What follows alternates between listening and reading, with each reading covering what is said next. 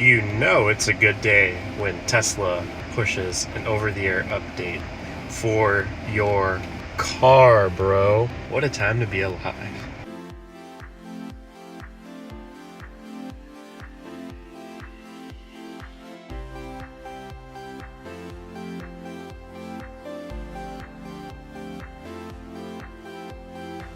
Hey there, ladies and gents, welcome back to the vlog. My name is Drew and I am coming to you live today from my car, which is sitting in a parking lot in North Texas. For those of you who don't know me, my name is Drew. I run this YouTube channel. It is my personal vlog and I talk about a lot of different stuff. I got my bachelor's in computer science and I am a computer programmer.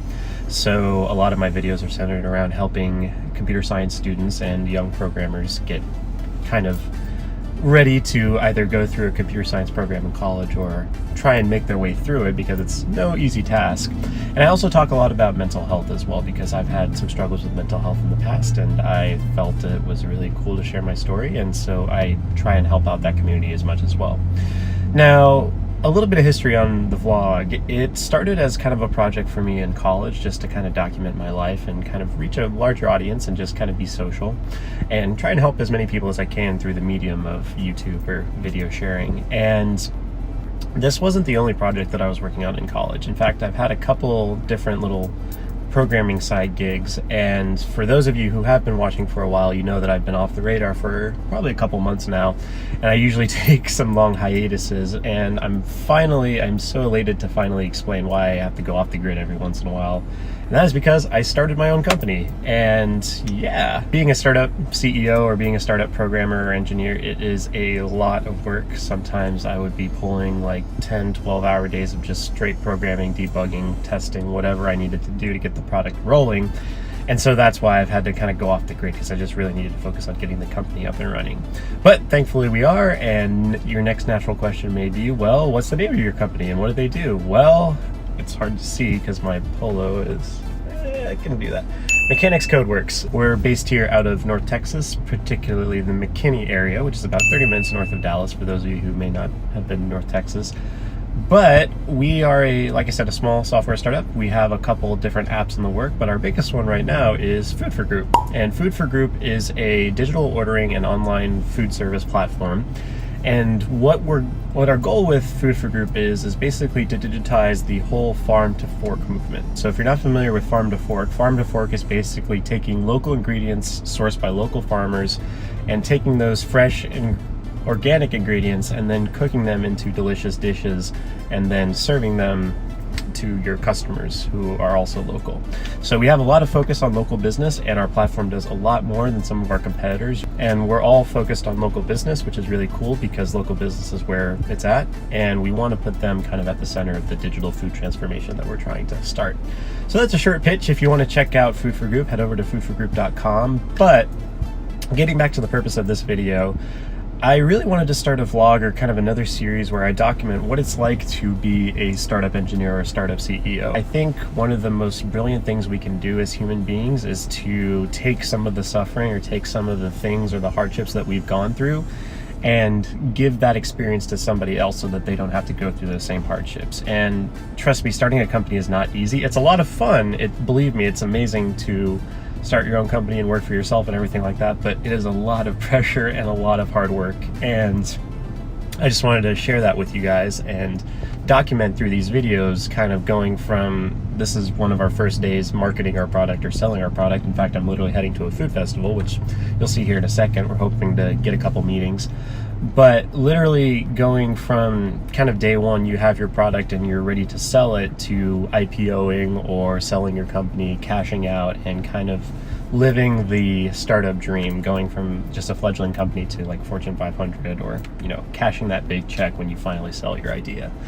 So that's what this series is all about, and I want to make every video kind of have a message. I don't want to just go around and document my day because I need to document my day or I need to make a video. I want there to be a lesson behind it, and some of these lessons may be business oriented, some of these lessons may be programming oriented, some of them may be like culture oriented. So how do you develop corporate culture? What kind of corporate culture do you want?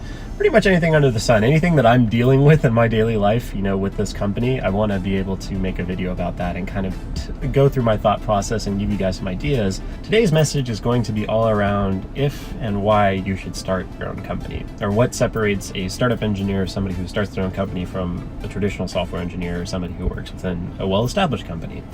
And believe me, there's a lot of differences, and this video could go on for 6 hours, and I could talk about all the differences between a startup and a well-established company and the kind of people that work in each. But inevitably, it all boils down to one kind of core message, and that is, what kind of problems do you want to solve? And if you're making the jump from being kind of a recreational person who just codes for fun or codes little projects to somebody who is a professional software engineer, a professional computer scientist, a professional programmer, somebody who gets paid for what they do, then there's a certain ethical duty that you pick up with that kind of title or that kind of training. And that is that by virtue of being an engineer, you are called to answer questions and to solve problems that are given to you. When it comes to people like me, or you may be one of those people that you have this really magnified sense of duty, or you want to make your mark on the world, you want to do something great with your life, you want to impact as many people as possible, for better or for worse.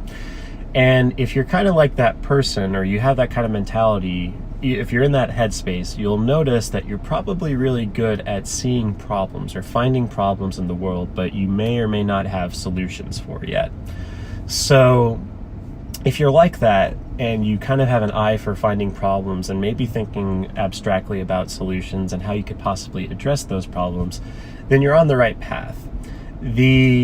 The difference between somebody who works at like a corporate job, works 9 to 5, has that well-established paycheck every 2 weeks, that sort of stuff, and somebody who works at maybe a startup or somebody who's trying to start their own company, is very much the problems that they are addressing. So in the company light, your company comes to you, or your project manager comes to you and says, hey, we got this order down from higher up, we need to build this, that, or the other.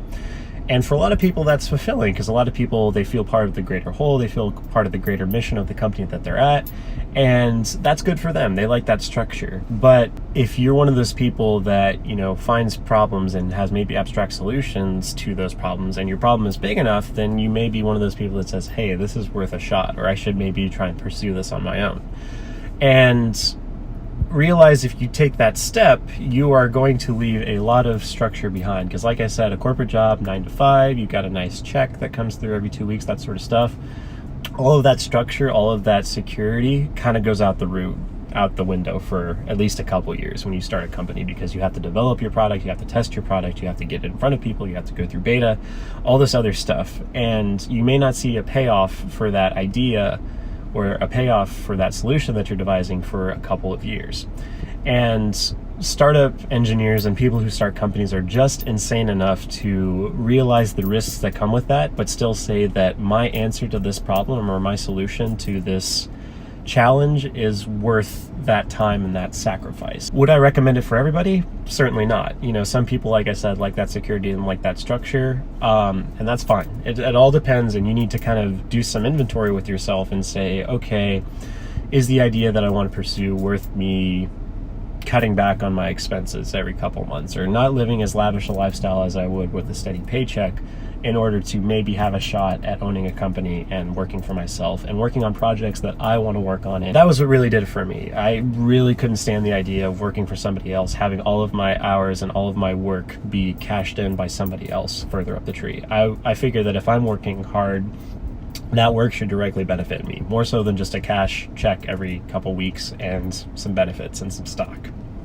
That's not going to do it for me. And for a lot of you guys, you work extremely hard and you are extremely innovative. So for a lot of you, like I said, there are some people that I wouldn't recommend starting a company for, but for a lot of you, and I know that you're out there, I would seriously recommend that you take inventory and ask yourself, is the work that I'm doing fulfilling me, and am I benefiting as much as I want from this work? And get a little bit greedy, because like I said, if you're talented enough to, have a professional career as a computer scientist and make the big dollars, then chances are you probably have the talent to do something even bigger and better in starting your own company. So that's the lesson for today, and now let's get to some fun stuff. I am now heading to a food festival down in Waters Creek, which is in Allen, Texas, and we're going to talk with some local businesses, see if we can't get some meetings set, and I will show you some nice B-reel from that. and here we go.